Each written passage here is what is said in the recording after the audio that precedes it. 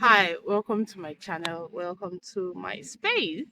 I like my space today, a little bit of the sea and the rocks, which is like a perfect description of the scenery in Malta or what Malta comprises of.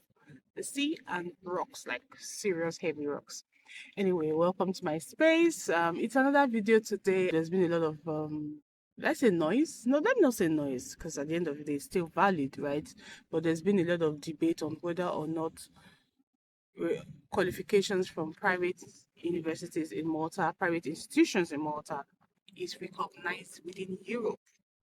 Yeah, it doesn't make sense at the end of the day. If you spend a lot of money to say you're going to Europe, to study, and then the qualification is just valid within the shores of Malta. In this video, I'm not going to say, oh, yes, it's true. Unfortunately, the private institutions are not their qualifications are not recognized abroad. I'm also not going to say, oh, it's a lie. Everything you've been seeing on the news is just all some sort of propaganda, right?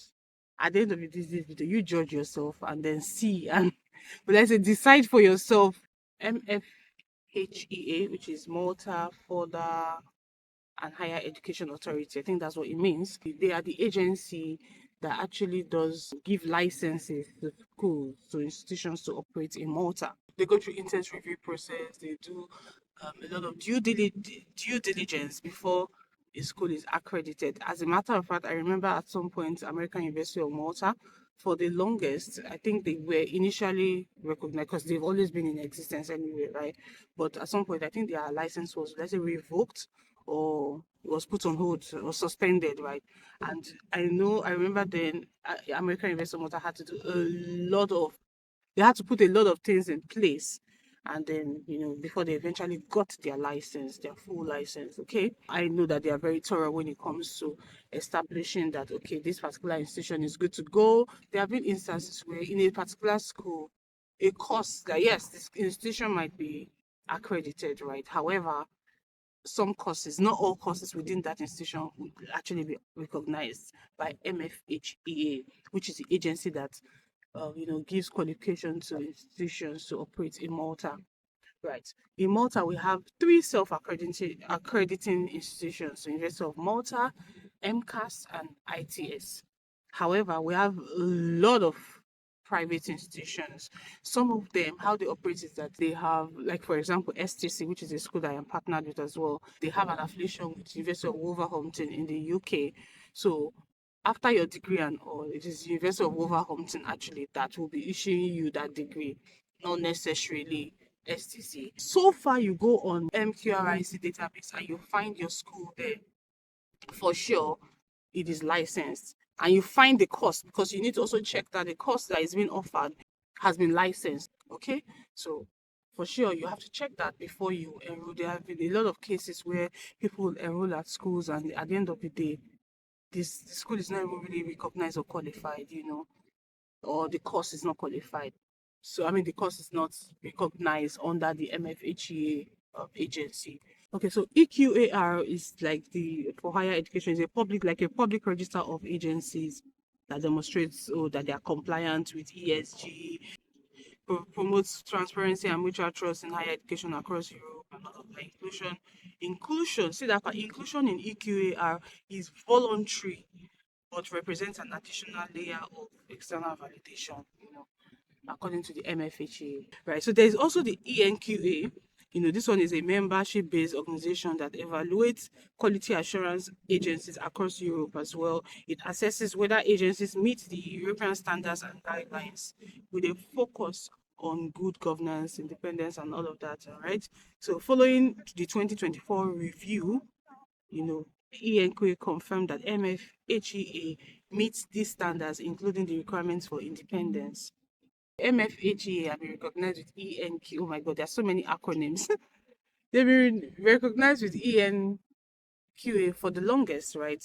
And they've always met to standards or met up to standards. However, there's the EQAR register that is voluntary, that institutions or agencies can decide that, okay, you know what, let us actually enroll at this particular register, public register, and and all of that. So it is not voluntary, it is not compulsory, it is not fully independent. So it's not like it said anywhere that, oh, okay, EQA is the known body or agency that validates to see if, oh, this particular institution is or country is recognized and all of that, right?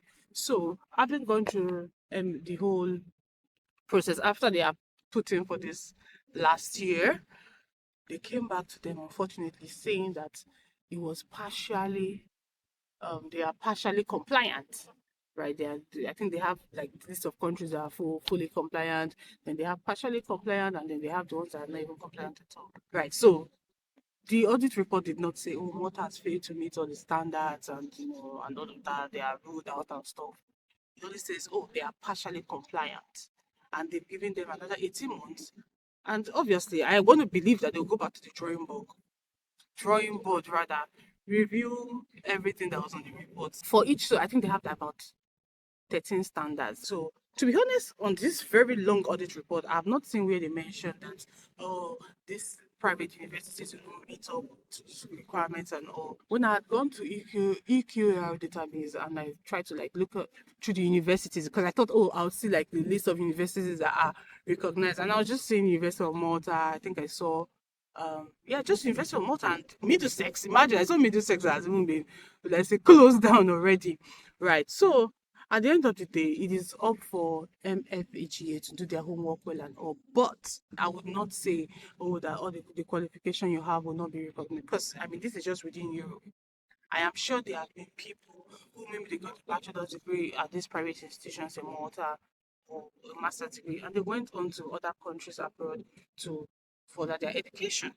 Mind you, the University of Malta is like the major university in Malta, and trust me, University of Malta is a self-accredited university, major public university in Malta. It's a very good university. It's very highly spoken of. I don't know what the word is, but it is very noble. However, as highly rated as University of Malta is, there are some courses in University of Malta that, see, when you go to like psychology, like someone I heard someone mention the psychology, she wanted to go to further education, a master's degree in a school in Netherlands, and it wasn't recognized, unfortunately. So it's not as if even all courses in University of Malta will be recognized globally. Because the way it's been going on all over the news, almost as if they're saying, oh, everything you suffered for, the school fee you paid, your qualification is just useless. You can only use it within Malta. Do you know the kind of revenue students are bringing into this economy?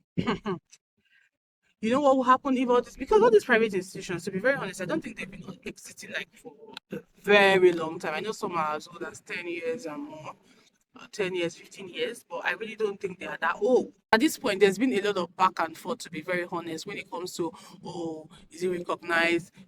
Is the EQA report even valid or whatever, because EQA, so this publication from MFHEA trying to debunk all of this was on May 12th, and I saw that on May 15th, EQA did another publication again on their website, first of all trying to say, oh, okay, it is not, they are not, they didn't say they are independent, that this whole thing is voluntary, but still, it is a means to, like, do you understand? So there's just been a lot of back and forth, and I know that at the end of the day, there will be some sort of, let's say, resolution, maybe after they do another review, or perhaps there are even other agencies or authorities in Europe, ENIC and then NARIC. I think there are bodies that kind of, would I say, validates qualifications to be sure that the qualifications, for example, the MQF level 5 is equivalent to EQF level 5 in Europe, that kind of thing. There's that body as well. And as far as in, I mean, as of today, they are still very compliant. There's been no back and forth on quality and all of that. So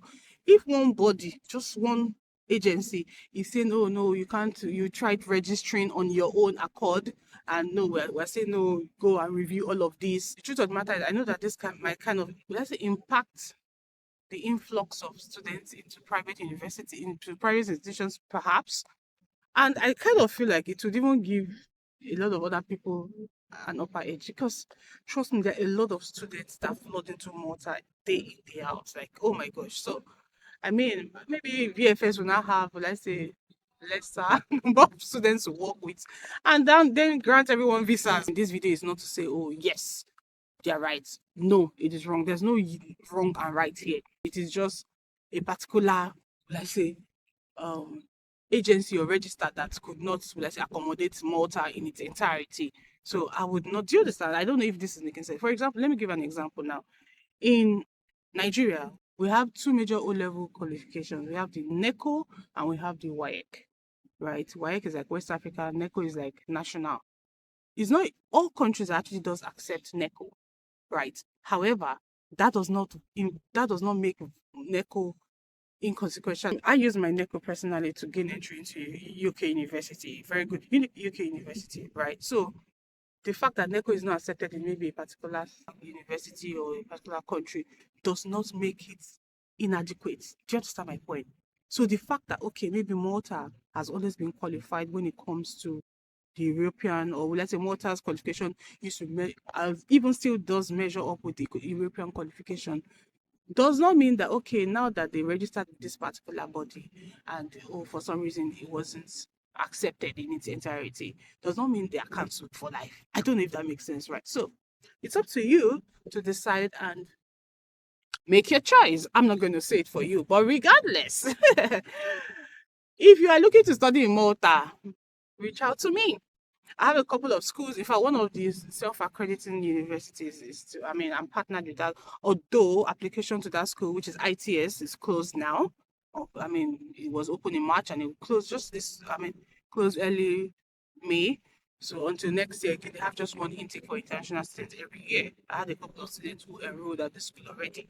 And I'm currently going through the visa process. That is closed. I have other schools, a lot of other private institutions. If you are looking to study, there's the intake for October is still open. You can reach out to me by the end of June. It'll be too late to apply. So regardless of whatever your decision is, reach do reach out to me.